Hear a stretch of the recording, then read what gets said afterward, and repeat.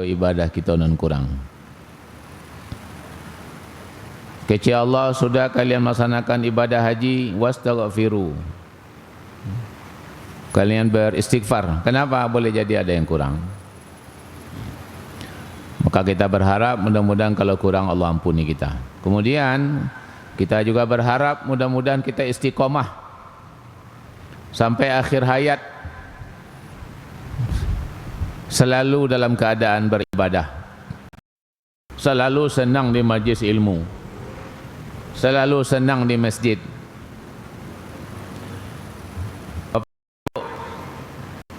Saya cukup cemas dengan satu ungkapan atau satu riwayat bahwa ada orang, kata Nabi, beramal dengan amalan syurga, tapi di ujung umur dia beramal dengan amalan neraka, akhirnya masuk neraka.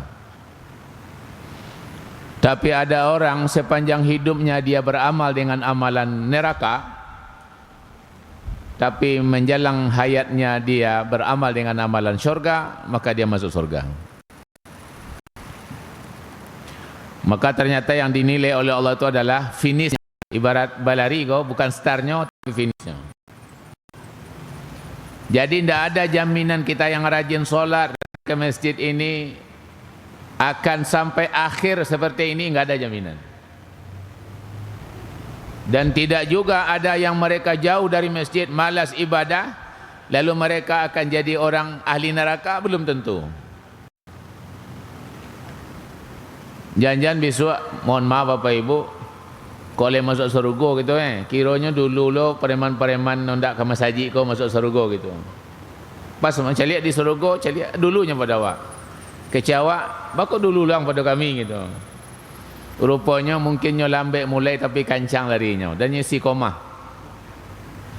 Dan boleh jadi awak mungkin santai atau lah merasa yakin masuk surga, lalu tergoda di ujung. Ada orang Bapak Ibu sepanjang hidupnya dia rajin solat, tapi malaki mati sakit 20 hari, kira tidak ada namungian dan dia pun tidak solat.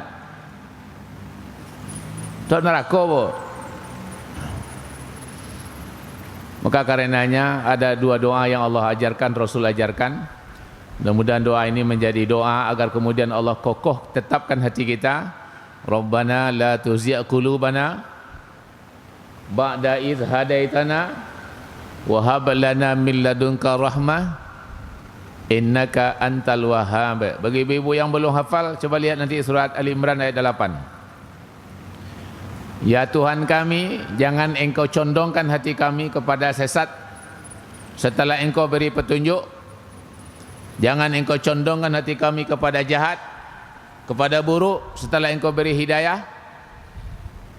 Berikanlah kepada kami dari sisimu rahmat, sesungguhnya engkau adalah zat yang maha pemberi. Ini doa baik, Allah ajarkan langsung dari Al-Quran. Silakan dihafal, jadikan doa harian kita, agar setelah Allah beri petunjuk kepada kita, rajin ibadah, senang ke masjid, lalu kita jangan punya kecenderungan untuk sesat. Ada lagi doa dari Nabi, ya muqallibal qulub, hai zat yang membolak-balikkan hati. Siapa dia itu? Allah. Allah lah yang membolak-balikkan hati manusia. Sabbit qalbi ala dinik, teguhkanlah hatiku di dalam agamamu. Ada yang menambahkan wa ala ta'atik, dan dalam ketaatan kepadamu. Ini doa dari Nabi. Nabi saja membaca, apalagi kita. Padahal Nabi dijamin oleh Allah hidupnya dunia akhirat. Tapi Nabi tetap berdoa, sabbit qalbi ala dinik, teguhkan hatiku di dalam agamamu. Maka kita juga harus mewiridkan doa ini agar kemudian Allah teguhkan atau tetapkan hati kita untuk selalu berada di dalam agama Islam ini dan untuk selalu berada di dalam ketaatan. Mudah-mudahan Bapak Ibu dengan terus berdoa kita istiqomah sampai akhir hayat, lalu kita kembali dalam keadaan husnul khatimah. kembali dalam keadaan menutup kehidupan ini dengan baik. Kemudian selain daripada bersyukur, mari kita berselawat kepada Nabi Muhammad sallallahu alaihi wasallam, karena beliaulah Rasulullah yang akan menjadi tauladan buat kita, tidak hanya pada tatanan ibadah muamalah, tapi totalitas kehidupan beliau. Mudah-mudahan kita diberikan kesabaran untuk mengikuti Rasulullah sampai akhir hayat kita. Bapak Ibu semua, kita awali ta'lim kita dengan sama-sama membaca basmalah. Bismillahirrahmanirrahim. Malam ini saya ingin sampaikan, karena tema yang diberikan kepada saya adalah hadis-hadis tentang akhlak, maka saya akan sampaikan hadis-hadis tentang akhlak tapi berkait dengan Ramadan. Karena insyaAllah hari ini 26 Sya'ban, beberapa hari ke depan kita akan masuk ke bulan Ramadan. Satu hadis dari Rasulullah sallallahu alaihi wasallam bahwa antara ibadah dengan akhlak itu seperti pohon dengan buah. Jadi antara ibadah dengan akhlak itu seperti pohon dengan buah. Kata Allah dalam surat Ibrahim ayat 24 25 ya. Alam tara kaifa daraballahu kalimatan thayyibatan kasyajaratin thayyibah asluha thabit wa far'uha fis sama' tu'ti ukulaha kullahinin biizni rabbiha. Adakah tidak kamu perhatikan Allah membuat perumpamaan kalimat yang baik, kalimat Islam maksudnya, adalah seperti sebatang pohon yang baik. Akarnya menancap kuat, batangnya menjulang dan dahannya menjulang, dan berbuah setiap musim dengan izin Tuhannya.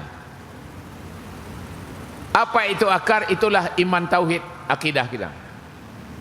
Apa itu batang dan dahan? Itulah ibadah-ibadah kita. Apa itu buah? Itulah akhlak. Maka antara akhlak dengan ibadah itu seperti buah dengan batang. Seluruh ibadah yang kita lakukan ujungnya adalah akhlak yang baik.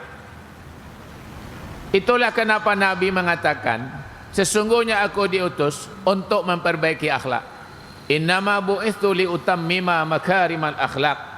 Karena memang target ujung dari agama ini adalah akhlak. Ibadah itu adalah buahnya akhlak. Maka kalau ada orang rajin ibadah tapi akhlaknya tak baik, berarti itu bermasalah itu. Solatnya rajin, tapi muncuangnya cipeh misalnya, itu masalah berarti itu. Ya.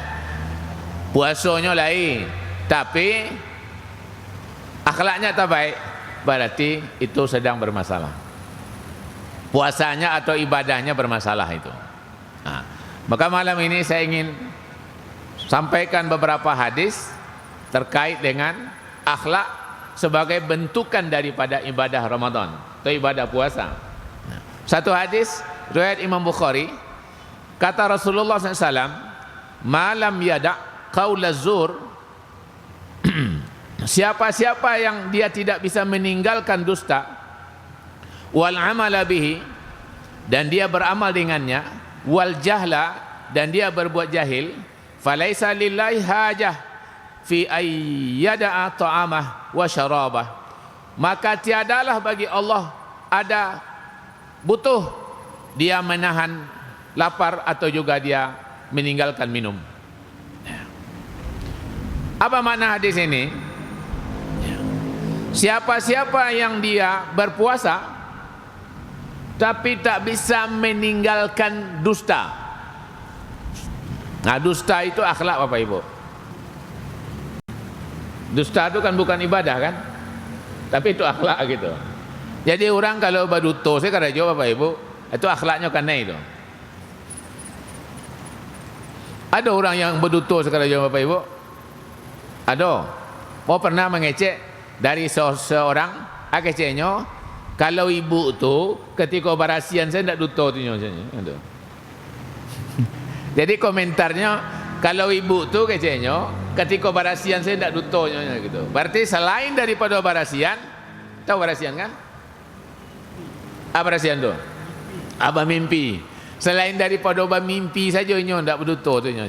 Begitulah orang menulisnya Bapak Ibu, atau bukan menulisnya, mengkategorikannya, memframingnya.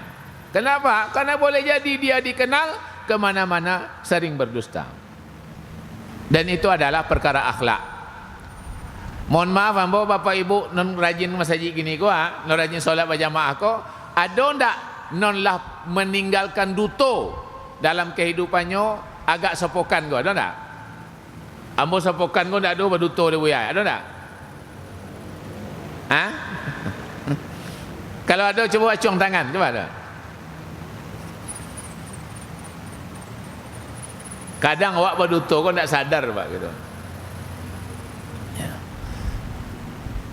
Maka kata Rasulullah, siapa-siapa orang yang berpuasa, dia nahan lapar, dia nahan haus, dia meninggalkan makan, dia meninggalkan minum, Allah tak butuh dengan orang puasa yang seperti itu kalau dia belum bisa meninggalkan dusta.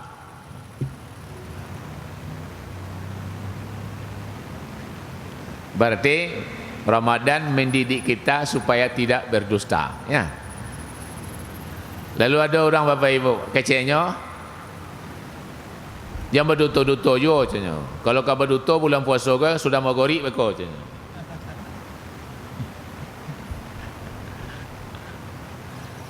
Betul itu Bu? Kalau awak puasa siang sampai maghrib, lalu sudah maghrib atau sudah isya atau malam awak berduto, kira-kira bermasalah tak puasa siang tadi? Bermasalah. Itulah bukti bahawa antara ibadah dengan akhlak itu berkaitan gitu. Enggak bisa dipisah.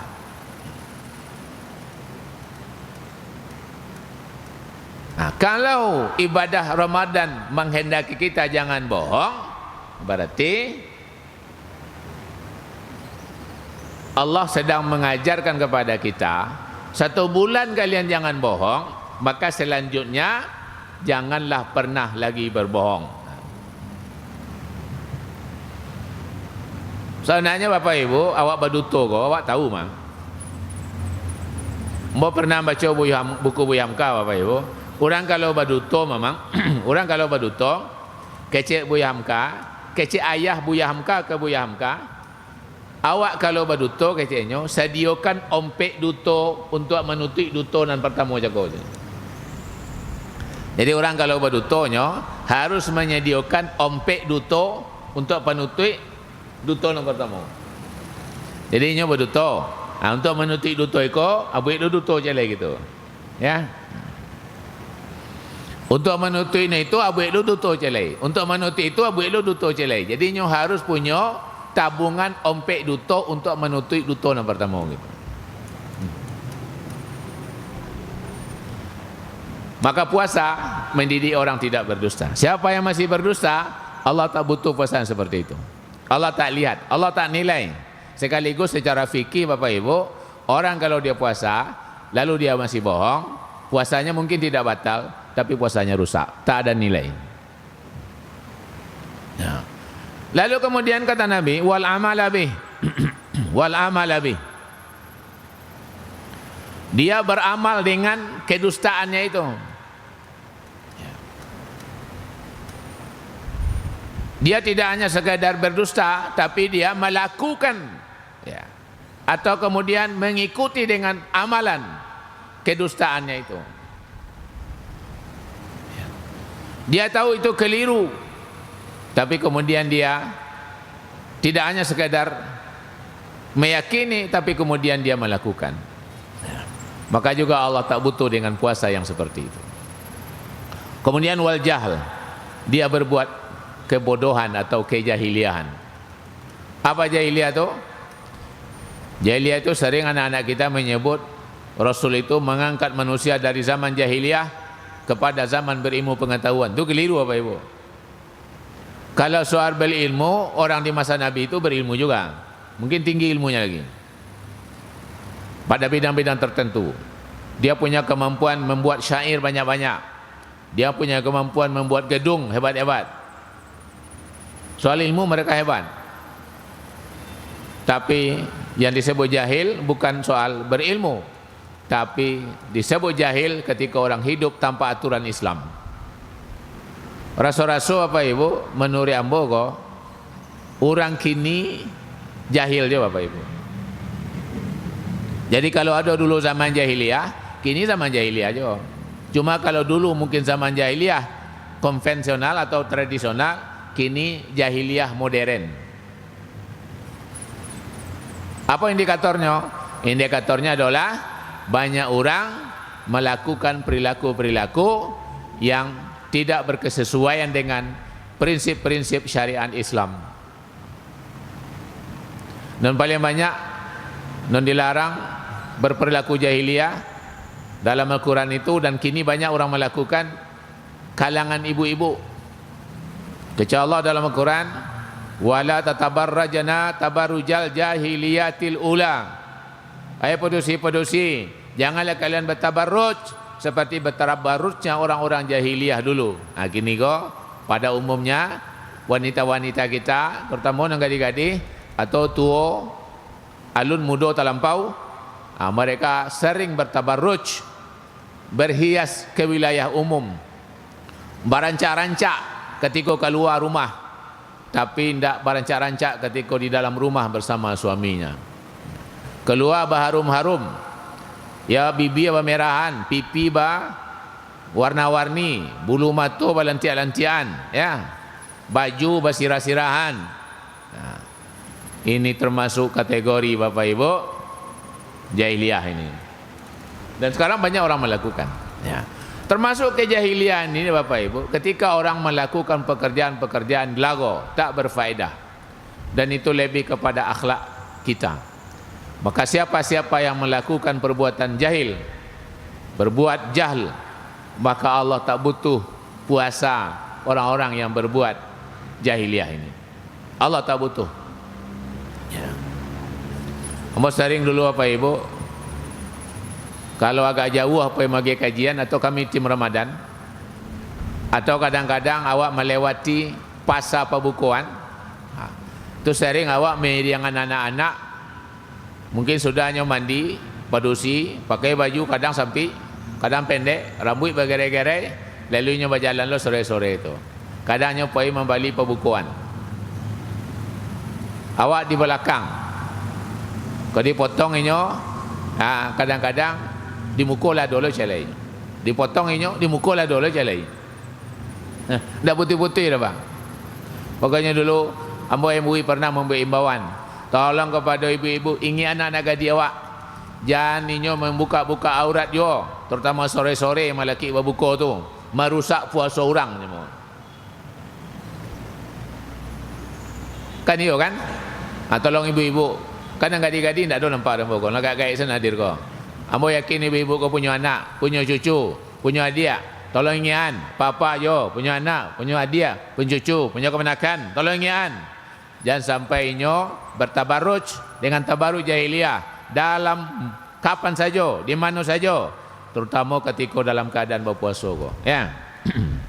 Karena Bapak Ibu, tidak hanya inyo merusak puasanya sendiri, tapi merusak puasa orang lain.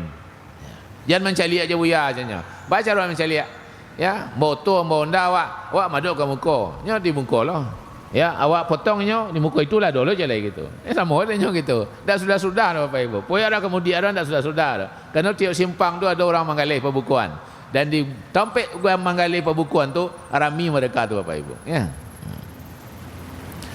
Ini yang pertama Bapak Ibu, terkait dengan bahwa puasa mendidik kita untuk menjadi pribadi yang berakhlak. Kemudian ada hadis kedua, riwayat Imam Bukhari dan Imam Muslim. Kata Rasulullah SAW, as-siyamu junnah. Puasa itu adalah perisai. Kalau disebut perisai pun anda bayang gitu Bapak Ibu. Kalau disebut perisai pun anda bayang. Kalau pun anda bayang orang berparang, lalu ada bulik, dipasik tangan ya, tu parang sisuk kau. Perisai itu artinya pengaman. Perisai itu artinya pelindung. Ya. Puasa kata Nabi adalah perisai. Perisai dari apa? Perisai dari perkara-perkara nan buruk. Perisai dari duto cako. Perisai daripada jahil tadi. Perisai daripada manggunuan mato. Dicaliak iko. Oh puasa. Maka perisai sehingga pelihara mata awak, pelihara pikiran awak, pelihara telinga awak.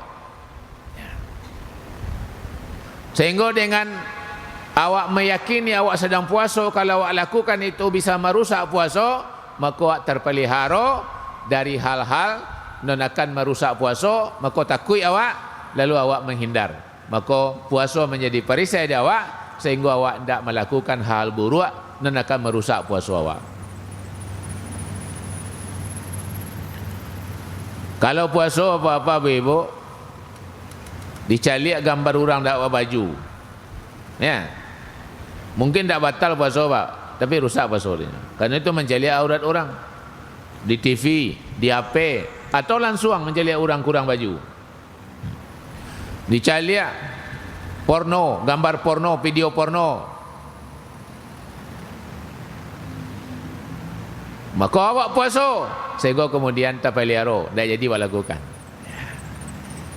Jadi mata awak terpelihara, kemudian mulut awak terpelihara. Dari duto. Ada hadis yang lain, fala yarfus. Tak boleh orang puasa tu rafas. Rafas apa artinya? Kata-kata kotor. Kalau bahasa awak biasa kadang-kadang kata-kata kotor ko identik jo carui. Maka kalau puasa pak dah boleh bercarui. Kini tanya ke ibu-ibu, orang bercarui itu bila biasanya bu?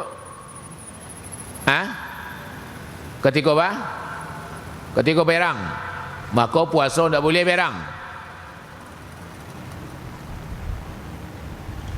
Orang kalau berang-berangnya puasa apa ibu? Tu tanda kalau dimudiak dulu berlawan puasa nama tu gitu. Jangankan tak di bulan puasa, di luar puasanya awak dah boleh berang. Karena berang itu kata Nabi pintu syaitan. Bahkan ada orang berang sampai membunuh. Mau mencari satu video pak, ada seorang anak nyocaki amaknya, dan minta ampun amaknya, nyocaki sampai mati. Kenapa? Karena dia marah. Ada orang bunuh bininya, ada orang bunuh lakinya, ada orang bunuh orang gaiknya, bahkan ada yang bunuh anaknya. Kenapa? Marah. Maka orang puasa tidak boleh berang. Ya. Jadi bila orang mau berkata kotor, ketika marah biasa. Tapi ada je orang ketika tidak kata kotor marah buat. Kata kotor ada je. Ya. Nya tidak bisa berang tu. Tapi lah biasanya ngecek itu gitu. Ya. Kini kata-kata kotor tu kadang-kadang jadi panggilan pak. Kalau siswa anjing jawab, bonginya. Kini ganti jong anjir katanya. Ya. Bagi anak-anak muda dipanggil anjir tu tak salah ni pak. Padahal anjir tu artinya anjing gitu. Ya. Atau semaknalah dengan itu. Maka kata Rasul, puasa itu perisai. Kita disuruh oleh puasa itu untuk sabar. Sabar itu akhlak. Apa kata Nabi lagi? Wa inni mru'un qatalahu aw syatamahu falyaqul inni shaim. Kalau ada orang mencaci makimu, muajakmu bercakap, kecian, ambo sedang puasa. Berarti orang puasa dilawan dia orang, dicaci maki dia orang, dipacari-carian dia orang, dihina dia orang, diajak orang bercakap, kecil rupanya ambo puasa. Dicaci maki juga ambo puasa. Allah itu aja lah. Itu dalam Al-Quran Allah katakan wa arid anil jahilin. Jangan togak jo, berpaling dari orang bodoh tu, jangan dilawan jo. Awak kan tidak, kalau caci maki orang sabar. Caci je baru, sabar je baru. Situ yang ketiga melawan le. Bakau melawan, bakau dilawan nyo orang gilo tu aja. Nyo sabar aku ada batiknya ustaz tu ya. Batiknya bu cik bapak ibu, memang ada batik kesabaran tu bu? Ada batik kesabaran tu? Ada bu? Tak ada bu. Kalau ada orang mengecek sabar aku ada batiknya, itu tak sabar nama tu. Saya punya buku judulnya Sabar Perisai Mukmin. Jadi orang kalau sabar pak, nyota paliharo dari berbagai macam masalah. Maka orang kalau sabar jadi perisai dia sabar tu. Sabarnya ketika dapat musibah, lalu tapaliharonyo, tajagoinyo dari putiaso. Sabarnya ketika marah, maka tapaliharonyo dari perbuatan buruk lainnya. Termasuk caruk-caruk je kau. Sabarnya ketika kayo, indahnya boleh anak ketujuh lainnya dah. Tapi nyo gunung piti untuk berinfak. Awak bapak ibu kalau kayo piti cukup segala kali Bali pak, tu tanda nak sabar tu. Bako Bali banyak-banyak, ya kan piti den dia. Gunung ko, dah ada gunung dia untuk mencari calik saja. Bos sering mungkinlah pernah sampaikan, berulang balik bapak ibu. Awak kalau banyak piti, jangan banyaknya beli koleksi-koleksi. Lambe awak masuk surga dia misua. Karena seluruh nak beli itu akan ditanya oleh Allah. Jadi banyaknya ni boleh pak, banyak lo pertanyaannya. Kalau banyak pertanyaannya, lambe awak masuk surga. Saya pernah baca satu riwayat, barasa orang miskin tu masuk surga 500 tahun lebih dulu dibanding orang kaya pak. Jadi kalau ada orang miskin ala 500 tahunnya, kalau 500 tahun di dunia saja pak, itulah lama tu bapak ibu. Apalagi kok 500 tahun di akhirat, lebih lama lagi. Laponeknya dalam surga, orang kaya baru masuk baru gitu. Bakal lambe orang kaya masuk surga, karena koleksinya banyak, pertanyaannya banyak tu. Awak kan kadang-kadang gini membanggakan mana kalau dapat. Oh, awak kayo, kau dapat minantu kayo, kau dapat anak kayo, kau dapat bakawan je orang kayo gitu ya. Hati-hati pak. Ya. Kalau kayo awak sabar. Jangan sampai kalau tidak sabar awak kayo bisa sombong. Kalau tidak sabar awak kayo bisa israf, berlebih-lebihan. Kalau tidak sabar awak kayo bisa mubazir. Maka sabar membuat kita terpelihara. Ya. Maka sabar itu termasuk akhlak yang baik. Orang berpuasa dilatih untuk sabar. Ya. Sabar manga saja. Ada orang awak mengecek, condong mata kena lancak, condong selero kena lama. Kini awak puasa ditahan tu. Kau condong mata kena rancak, sadona rancak-rancak caliak, rusak puasa dia. Condong selero kena lama, terus ada lama-lama berbali. Ketika kau makan ndak habis, mubazir. Apa kena cok, rasa kau habis adolanya, bali. Kira ndak habis pak. Dan sabar itu adalah didikan daripada puasa. Ya. Jadi kalau ada orang mencaci maki wak, bongi-bongi kau wak, ada keceng-kecengnya bu? Inni shaim. Ambo puasa. Bongi-bongi aja baru menghindar awak. Karena kalau orang lawak kecian, sabar yo, ambo sedang puasa. Bongi aja baru. Berarti itu kurang sedang jahil nama tu pak. Menghindar awak. Karena Allah suruh wa arid anil jahilin. Berpaling kalian dari orang-orang jahil. Jangan dokek je situ. Ni orang kalau bongi kawak ke bapak ibu ontok sawak tambah bonginya kawak. Kalau alawan tambah bonginya kawan. Maka wancak mengecek ambo puasa lah tu. Ya. Jadi jangan berkata kotor, itu adalah ya larangan bagi orang berpuasa. Ya.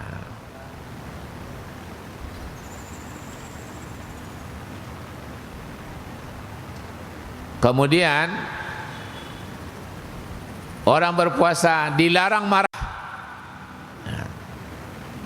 Cuma kadang bapak ibu karena puasanya tidak masuk ke hati, kadang-kadang di bulan puasa ke puluh banyak orang pemberang nampak. Boleh kalau puasa sekali-sekali gitu ya. Sore bertanya je kawan kan berang je. Lah bertanya yang je dan puasa kan. Nah. Mudah mana orang tersinggung Bapak Ibu. Baru itu. Karena orang puasa kok kecilnya sabarnya tak batih gitu ya. Sensitif kecil orang. Nah, padahal Bapak Ibu puasa itu mestinya membuat kita lebih sabar. Termasuk sabar dalam ibadah. Ambo mohon maaf Bapak Ibu. Awak kalau di perkumpulan di kota ko mau soji bertahan raminya mungkin sekitar agak 5 kan. Ya. Nak bertahan raminya dari awal sampai sudah sampai akhir mungkin sekitar 5 kan. Kau perkumpulan di kota ko masojinya kalau di 50 kota tu 400 lebih ya. Kalau di perkumpulan 68 anggap saja 500 Pak. 500 masoji kabupaten 50 kota alun musala menurut ambo Pak non tetap raminya paling 5 kan. Non lainnya apa? Longang. Itu tanda tidak sabar ada Bapak Ibu. Tidak sabar dalam ibadah. Ya. Bahkan ada musala surau di sekitar Pekumbu kok kami wirid mau beli harinya buya aja. Bahkan tak wirid mau beli hari leh karena non tak langgang tak ada orang lah itu. Jadi ketika minta jadual kawak bagi jadwal ke ujung, dah dong ke Pangkau ya, dah boleh je Pak. Balik ke Pangkau na cari di ujung langgang ya. Kami dah pakai wirid lainnya. Rato-rato sama itu Pak. Ambo kadang malam mikir Pak.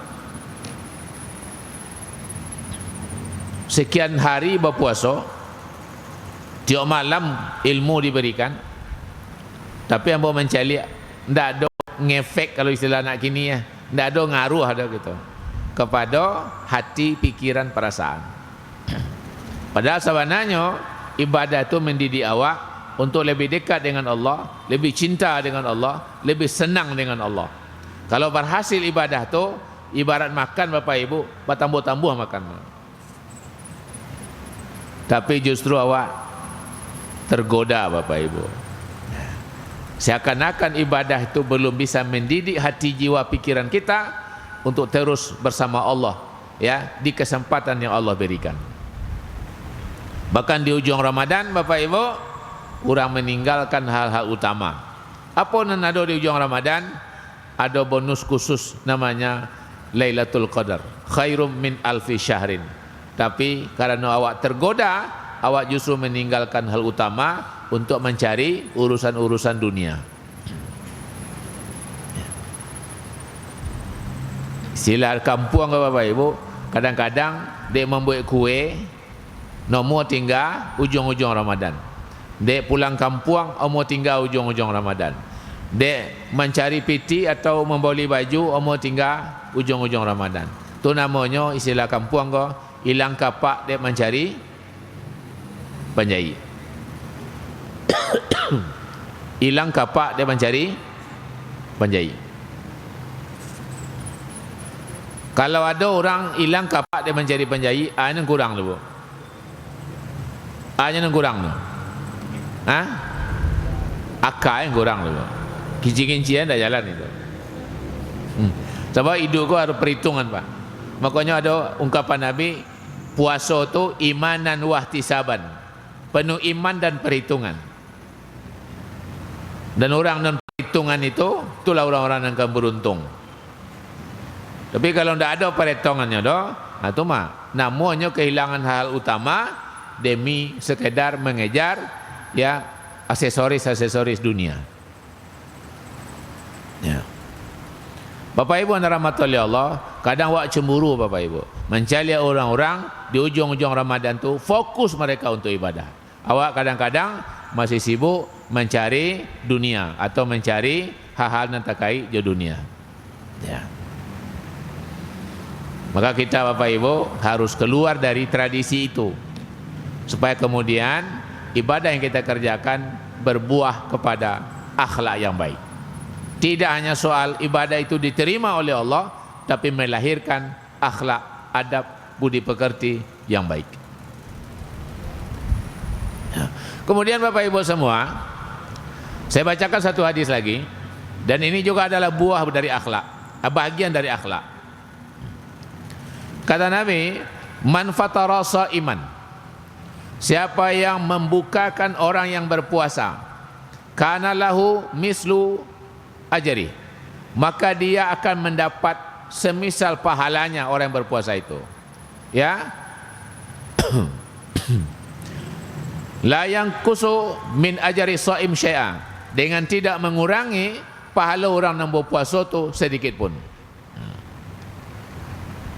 Bapak Ibu semua, salah satu akhlak yang harus lahir dalam diri kita orang beriman adalah senang berbagi, empati, merasakan kesulitan orang, kesusahan orang, kekurangan orang. Itu akhlak Bapak Ibu.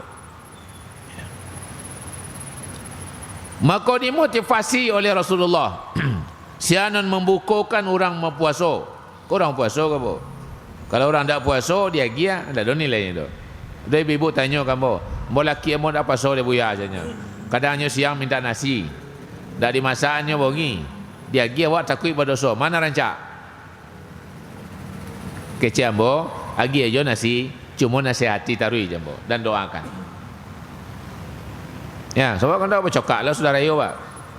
Ya, mencari ibu-ibu, dapat laki tak mau puasa tu ibu ambo dia. Ya. Dapat laki tak solat ibu ambo dia Bapak Ibu. Ya. Baku itu dapat laki itu nak berfikir gitu ya. Kadang dulu salah pilih ya. Awak kadang-kadang condong mata ka gagah, condong mata ka rancak, condong mata ka pitih. Bapak Ibu ya. Jadi kata Rasulullah, siapa yang membukakan orang puasa dapat pahala semisal orang yang berpuasa itu tanpa mengurangi pahala orang yang berpuasa. Akhlaknya apa? Bahwa orang berpuasa disuruh berbagi oleh Allah. Orang yang berbagi kepada orang yang tentunya berkekurangan, termasuk orang siapapun berbagi, itu akhlak yang baik.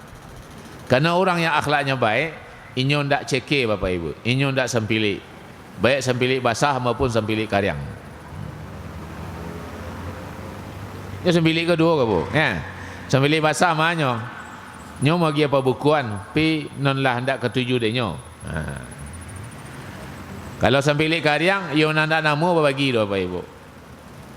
Daripada bagi, encak dibuang. Itu sempilik karyang nama tu. Ya. Dan orang puasa dah boleh sempilik bu. Ya. Jangankah orang puasa, orang tak puasa mana tak boleh sempilik. Ya, maka didorong orang non berpuasa berbagilah. Bukan hanya membukukan orang non berpuasa, tapi termasuk ada di ujung Ramadan ko namanya zakat fitrah, dan itu pun akhlak. Karena ujungnya zakat fitrah itu adalah menolong orang miskin atau fakir yang membutuhkan. Karena zakatul fitri adalah tu'matan lil masakin, mau makan orang miskin. Dan itu akhlak. Orang kalau mau beragi bu, kasih saja, itu akhlaknya baik. Tapi kalau ceke sampili, itu akhlaknya buruk tu. Kalau nyo sampili, nyo dibanci dia orang, dibanci dia Allah. Ya, tapi kalau nyo pemurah, nyo disayang dia orang, disayang dia Allah. Dan seluruh awak ke Bapak Ibu punya potensi untuk punya sifat sampili atau ceke itu. Cuma bagi mereka-mereka yang didorong oleh pemahaman, ya, lalu ibadahnya mendorongnya untuk menghilangkan ceke, tambah aja doa, maka mungkin sifat-sifat cekenya tu bisa berkurang. Ya, kalau hilang tak, ya, berkurang. Nah, Bapak Ibu semua, inilah ya buah daripada ibadah Ramadan, melahirkan orang-orang yang senang berbagi. Walaupun ya mungkin biasa awak di luar bulan Ramadan senang juga berbagi, tapi di bulan Ramadan biasanya orang lebih senang lagi berbagi. Maka mulai dari kini mungkin awak rencanakan, ya bara orang nan kau bisa awak bukukan. Tak penting mahalnya, mewahnya, tapi yang penting itu adalah semangatnya. Ya. Baik Bapak Ibu semua, bagian akhir yang ingin saya sampaikan, mari kita terus berdoa. agar kemudian Ramadan itu menjadi Ramadan yang kita masuki dengan segala macam bentuk keutamaan yang Allah sediakan. Nabi ketika beliau melihat hilal, beliau berdoa, dan doa itu diwariskan sampai kita hari ini. Ada 4 yang diminta oleh Nabi sebelum atau di saat beliau melihat hilal. Allahumma ahillahu alaina bil amni wal iman was salama wal islam rabbi wa rabbukallah. Ya Tuhan kami, hilal yang muncul ini, ya, jadikan di atas kami. Pertama, Rasul minta aman.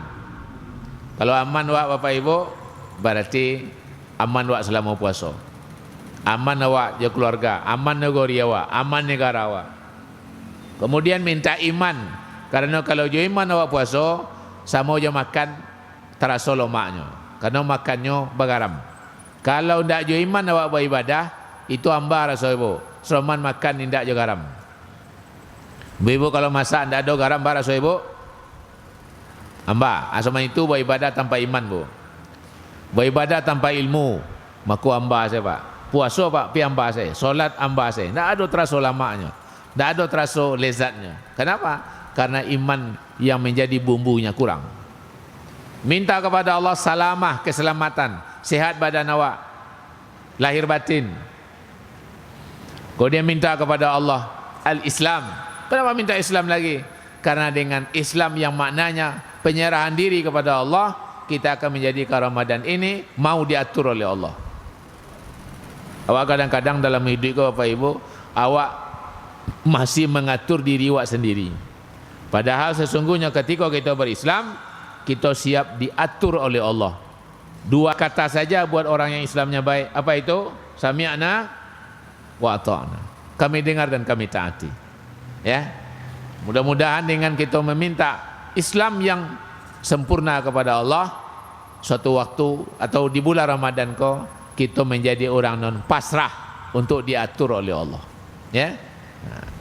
Mudah-mudahan Bapak Ibu sekali lagi mari kita berdoa. Kita diberikan oleh Allah keselamatan sampai kita berjumpa dengan Ramadan sebagai bulan yang penuh berkah yang Allah hadiahkan untuk kita. Itu saja mungkin pertemuan kita. Banyak maaf, terima kasih. Wallahu a'lam bishawab. Assalamualaikum warahmatullahi wabarakatuh.